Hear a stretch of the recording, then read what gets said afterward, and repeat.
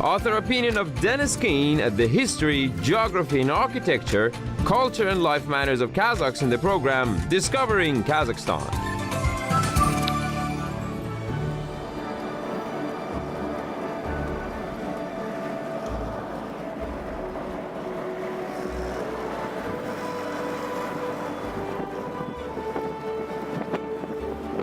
Salam, привет, and hello.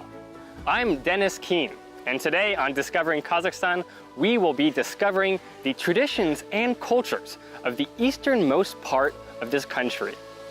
This is a place that is known for the timeless Altai Mountains and for the historic city of Uskmin. It's a place where people take pride in the crafts and lifeways that have been passed down for centuries by various cultures. Come along as we explore these diverse traditions in a diverse land. There's an assumption that some people make about the cultural homogeneity of the Central Asian countries that end in stan, that Tajikistan must be full of only Tajiks, and Kyrgyzstan must be full of only Kyrgyz, and thus that Kazakhstan is the land only of Kazakhs. But in fact, what is remarkable about this country is its diversity. In this country, you can find so many ethnic groups that you would never expect to find in this part of the world, from Jews to Koreans to Chechens. And there's one place in eastern Kazakhstan where all of these cultural groups are represented, what's called the Etno-Derevnya, or the cultural village of Usk-Kamenogorsk.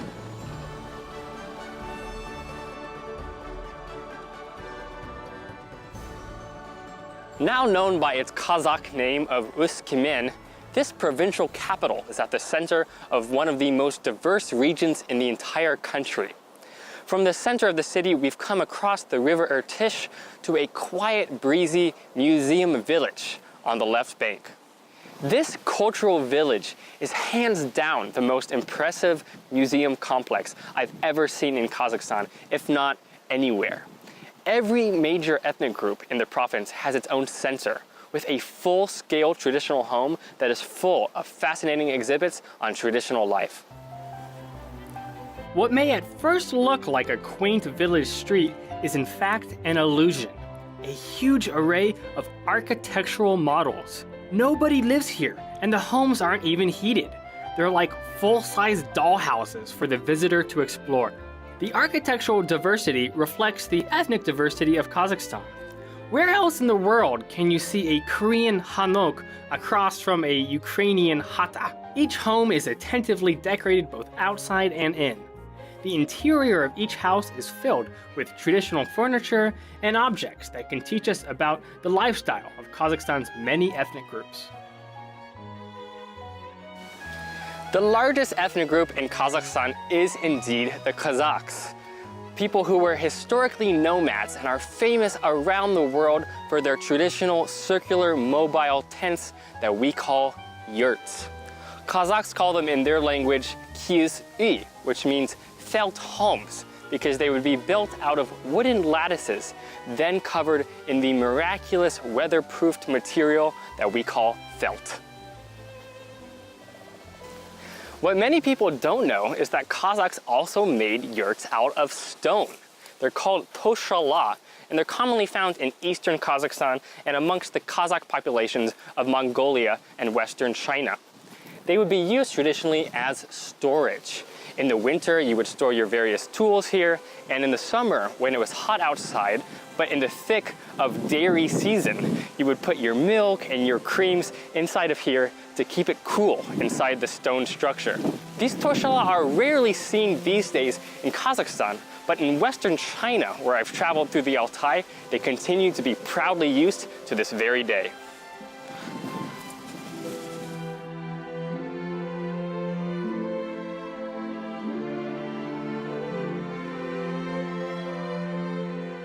These stone yurts would often be found next to the homes of wealthy Kazakhs, who, starting in the 19th century, would often live in European-style brick homes like this, rather than in the modest felt yurts of their ancestors. This home, for example, is modeled after the home of the most famous of all Kazakh poets, Abay Kunanbayev, who was originally from eastern Kazakhstan. If we go inside the home, we can see what traditional life must have been like at one point for these wealthy Kazakhs. I'm so used to seeing the cramped cooking quarters of a traditional Kazakh yurt that it's strange to see such a big space in the home here that would have been used for cooking. This room too apparently would have been used for refrigeration, as it is made out of stone, just like tushala. They could keep some cold things in here for the winter time. In here we can see traditional cooking vessels, such as this large kind of wok called a kazan. But you can also see some fragments of the traditional life of nomads past. This, for example, must be some kind of animal stomach that would be filled up with cream to make a traditional kind of Kazakh cheese. Kazakhs would sometimes use grains, and they would fill this kind of wooden capsule here with these grains and use this to crush them. Elsewhere, they might use a similar kind of churn to make fermented dairy products. So in this corner, we have this guy. You might fill this up with horse milk, churn it back and forth, and in the end you would get the fermented horse milk product, famous throughout the steppes, known as kumuz. In the middle though is the hearth, the most important part of the Kazakh home, as this fire represents life. And from here, the smoke would go up into the open air above. Here, instead of the wooden circular ring known as the shangarak that you would traditionally find in a Kazakh yurt, we have a unique kind of sunscreen. Here we have a kind of living room. This is a kind of hallway. And then entering this room, this is a kind of dining room. And it's very curious to see, just as in a traditional yurt, the guests would be sitting here at a low table called a dastarkhan. And here you could be drinking tea out of these small little tea bowls that they call piala. In the corner, you'll find something that you would never find inside of a Kazakh yurt simply because it wouldn't fit. This kind of massive circular oven that was often found in Russian homes of the 19th century. These would be fed with wood or coal and would be used to heat the entire home. But during the summer, when it was quite hot outside, you could don some traditional clothing like this, not too thick, in fact, really quite thin and light, nowadays made out of velvet. So when your guests were coming over, you could put on your ornamental clothes. This is called a chapan, kind of traditional robe here.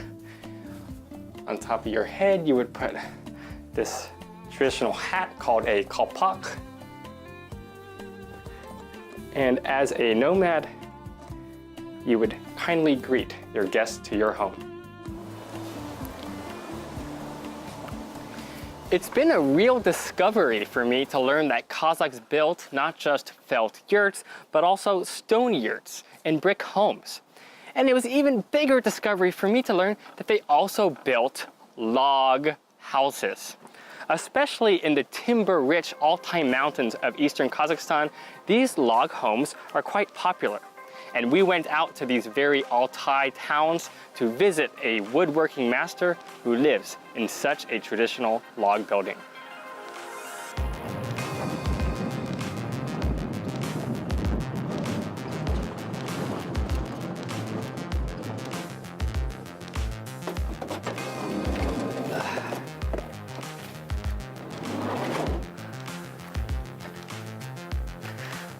We have come to a special village here in the Altai Mountains that is called Chernova back in the day. Nowadays, they call it Akhainar. And we know that we're in a special place as soon as we pull up to this town and we're greeted by the town mascot, the snow leopard. He's got a nice smile on his face looking up at the sun. And indeed, it seems like everybody in this neighborhood is happy to greet us and show them how they work with their hands. We're actually going to be able to get to meet the guy who made this very sculpture. In this case, this is made out of cement, but he is a master woodworker. So let's head on over to his studio.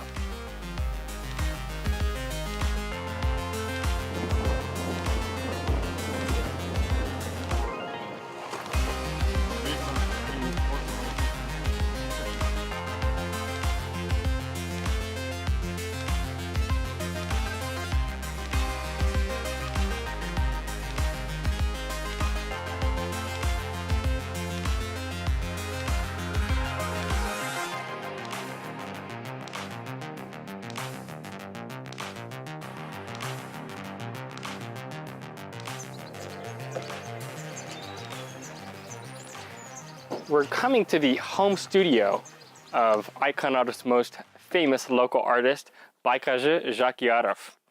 You can see right away that he is a man who works with wood, because all around his yard are these scraps and sticks and logs that eventually he can transform into some amazing art piece. What I think is really neat is that even though Baykazh himself is ethnically Kazakh, there's this kind of Russian woodworking tradition that he also incorporates. We can see, for example, the little shed that he's working in for his winter studio itself is covered in these kind of classic Russian wooden ornaments, giving it this charming appeal. So let's go inside and see what he's up to. Assalamu alaikum. So this is Baykazh himself. We can see that he's working here on this special kind of dish made out of wood that they call an astao. And so he's sanding away some of this. We can see on the end here we have the horns of some mountain goats. And there in the middle, when it's done, you fill that up with a special Kazakh dish called beshparmak.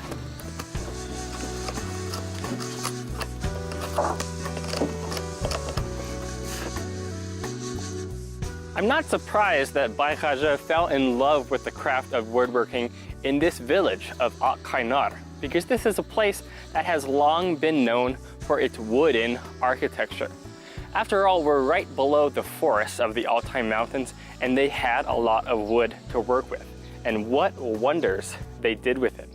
The village is full of these old homes covered in these carved wooden window frames called nalichniki, and every single house has its own distinct nalichnik. This house is unique in that it has this beautiful decorative porch going up to the second floor. This is how these old homes would often be built, is that you would have the living quarters up on the higher floor, and down here there might be a cellar. Here we can peek over the fence and look more at the beautiful logs of this old home that they say is more than 100 years old. The old Russian home in Akkaynar may look like a museum piece, but a family still lives there. Back at the cultural village, you can find old Russian homes that you're able to walk right into and snoop around. This Russian home was built in the early 20th century across the Irtysh River in the other part of Uskhimen. It was then brought here piece by piece to become a central exhibit in this cultural village. It belonged to a well-to-do Russian family, and thus it represents a unique glimpse into this social class during the pre-Soviet period.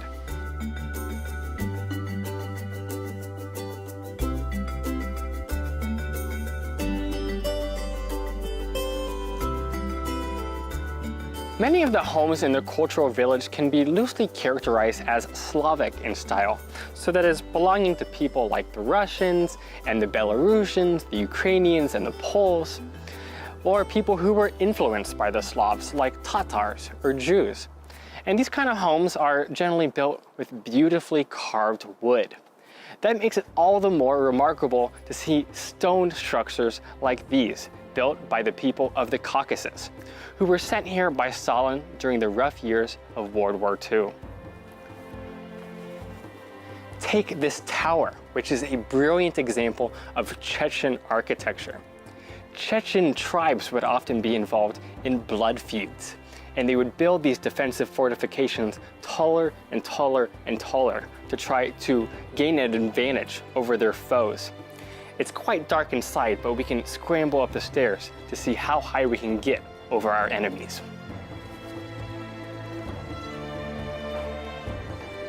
These stone towers were first built by the Nakh people of the Caucasus Mountains thousands of years ago.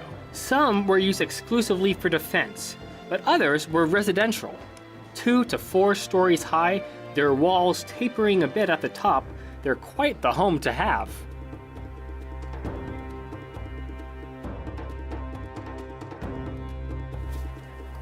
Just across the way from the Chechens is another defensive tower belonging to a different Caucasian ethnic group, the Georgians. But don't get the idea that these were the foes that we were speaking of. Georgians and Chechens have lived together in peace here for quite some time, and indeed all ethnic groups in Kazakhstan have really achieved a remarkable degree of ethnic harmony.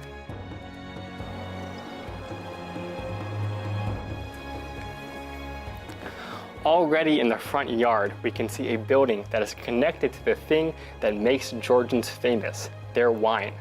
This building is a storage facility for grapes and for the intoxicating drink that comes from them. Across the way, we can see this cart with a massive amphora on it, this kind of clay vessel. These things would be filled with the wine and buried underground in a unique winemaking process that can only be found in the Republic of Georgia. These large earthenware vessels called kvevri would be buried for 5 or 6 months while the grape juice fermented. Though this kind of winemaking can't be found in Kazakhstan, the kvevri here represent the love Georgians have for their traditions and for their motherland.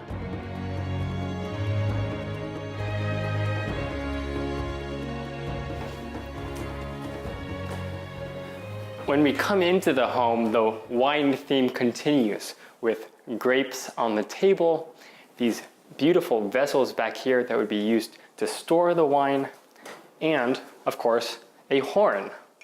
Yes, horns would also be used for wine drinking vessels filled up during great feasts.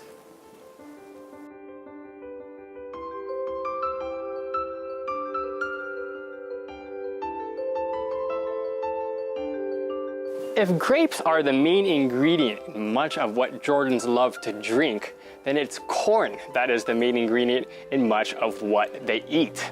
And this building out in the yard is used to dry corn.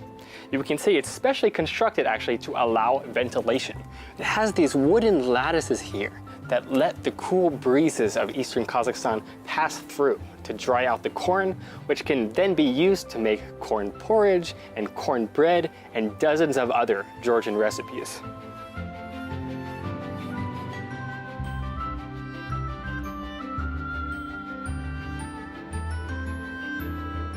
Perhaps the most beautiful home in the entire cultural village is this one, which was brought log by log from the Altai town of Katon Karagay.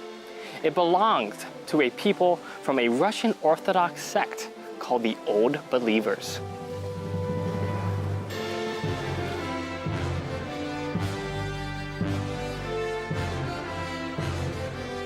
After the Russian Orthodox Church was reformed by Patriarch Nikon of Moscow in the 17th century, the so-called Old Believers continued to maintain old church rituals, and they're now known for their conservative lifestyles and insularity. Old Believers often sought remote areas where they could practice their old-fashioned faith in peace, and the Altai Mountains of eastern Kazakhstan provided a perfect refuge.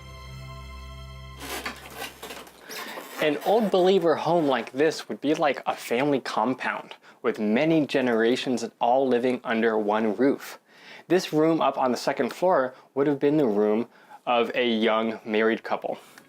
This bed, believe it or not, would suffice for just this pair, while their newborn baby might be over here in this kind of rocking crib that is called a yulka.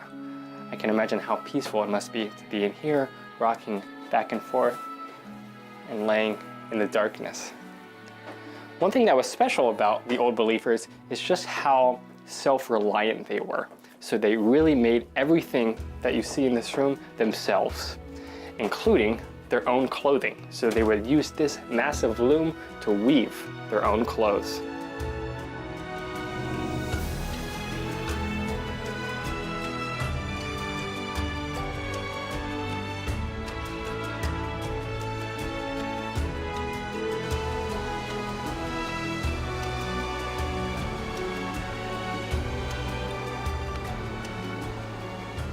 A famous part of this Old Believer sustainability is that they would always grow their own food. So a classic part of any Old Believer estate is a large, beautiful garden like this one that they have at the cultural village. Here they're growing pumpkins and cabbage and squash, and at this time of year, it just looks amazing. But if there's any foodstuff that Old Believers were famous for, it was for their honey. We took a trip out to the Altai to visit a legendary beekeeper named Vera Klimova.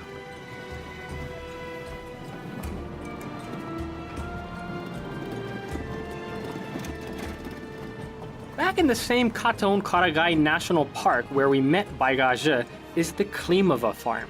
People come here from all over Kazakhstan, and even Russia and the West, to take in the fresh air, beautiful scenery, and the special energy that comes with thousands of buzzing bees. Greeting us at the entrance to her farm was Vera Pavlovna Klimova herself, a woman full of love and peaceful energy. Здравствуйте. Hello. Hi, Dennis. Очень приятно. Nice to meet you. Me too. Приятно. Какой у вас? What a wonderful place you have here. They say that Katon-Karagay is heaven. И это Алтай, это... This is the Altai. You can feel the place here has a certain spirit. You can feel the spirit of Beluga, our most biggest mountain, and its magical power. The spirit spreads over this land, and it gives you the feeling of power. That's why when people come here, they say that if there is a heaven on earth, then it's Katon-Karagay. For a one-of-a-kind workshop called the Land Art Symposium, artists from Russia, Belarus, and Kyrgyzstan came to Vera Pavlovna's farm to build beautiful sculptures out of recycled materials. Some used old pieces of metal to make whimsical figures. Others carved animals from wood, while others painted rocks to make joyous creatures. The theme of the event, Vera Pavlovna told us, was unity. Both unity between different nationalities and unity with nature. The visual center point of the Pavlovna farm is a gorgeous wooden chapel, which Vera dedicated to the memory of her father, Mikhail Fyodorovich, who first started this homestead. The building is just as modest on the inside as it is on the exterior, but this minimalism creates a relaxing essence. The Klimova farm is a place for art and spirituality, but let's not forget that it's home to thousands of bees, whose Altai honey is prized all over Kazakhstan. You can get up close and personal with these stinging buggers, but it helps to have a bee smoker filled with smoldering fir chips. This contraption can calm the nerves of nervous honeybees. It also helps to have protective clothing, so Vera Pavlovna told me to get suited up for the job. We call this a net. You should wear it like this. It's like a cute little summer hat. Да. И вот так вот. That's for your safety. Это из соображений безопасности. So this is for my safety, to keep my face from getting stung.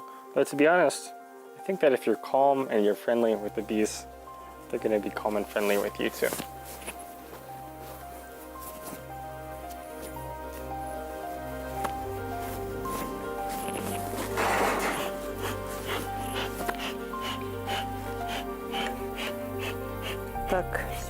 Let's go to the apiary. Inside just one beehive, Vera Pavlovna told me, were 2,000 to 3,000 bees, with the biggest ones having as many as 10,000. The sound of thousands of beings buzzing was entrancing. When we opened up the hives, we would discover some honey, of course, but also different kinds of bee excretions, like the sticky goop called propolis. Вот это вот прополис. Okay, расскажите нам, что это propolis? Propolis is a very strong antiseptic. The bees produce it to decontaminate the air in the hive. If there is some kind of hole between the frames, they fix it with propolis. Вот здесь вот, допустим, есть щель, да, вот здесь между рамочками. Они его залепляют прополисом. Propolis is something that I had never heard of before I went to a Kazakh bazaar. And this is something that's widely sold along with honey. In America, you'll often just find the honey products, but here they're really big on using every last piece of the process. So this propolis, which in English is sometimes called bee glue can be found all the way around there, and they'll scrape that off, roll it into these little balls, and use it as a kind of medicinal treatment. In addition to propolis, the hives also contain a special white substance called royal jelly. In Russian, it's called mother's milk because it helps to develop the special larvae that will produce a hive's new queen. Vera Pavlovna also showed me what some people call bee bread, but what Russians call pyroga.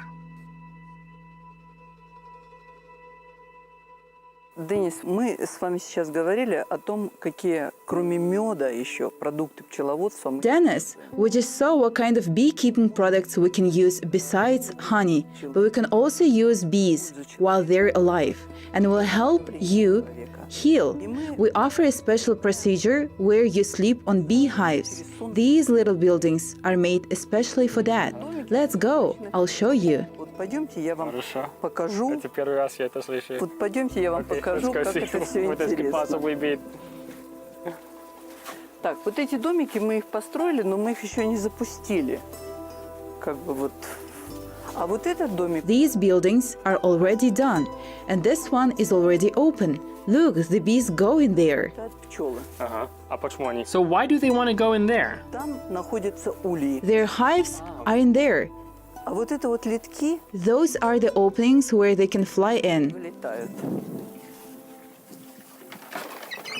Заходите. Вот. Ну вот здесь вот давайте лучше посмотрим. A bee bed right here that she's preparing for us.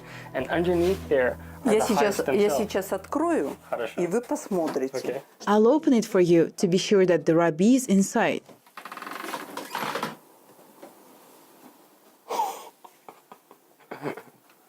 Right there underneath the panel and stuff, you can hear the ferocious buzzing of those bees. Would you sleep on this?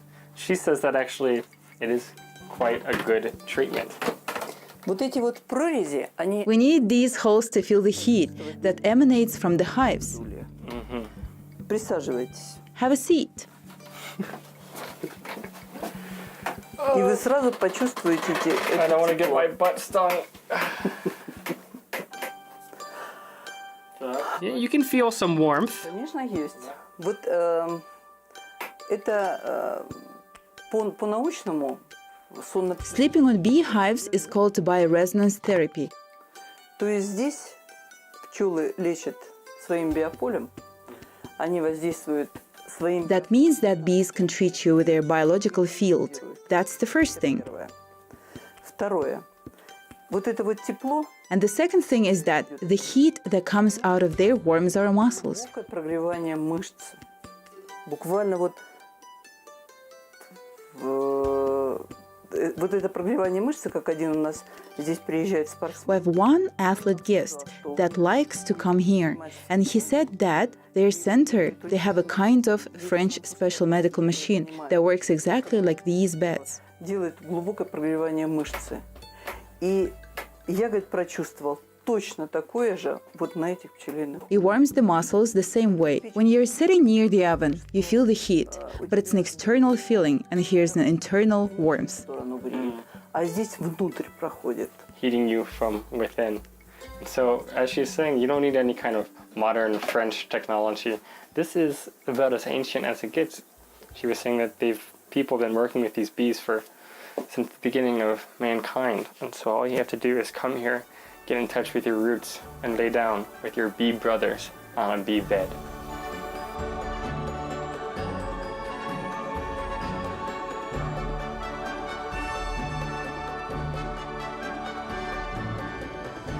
Well, I think in the name of science, I have to try this bee bed out for myself.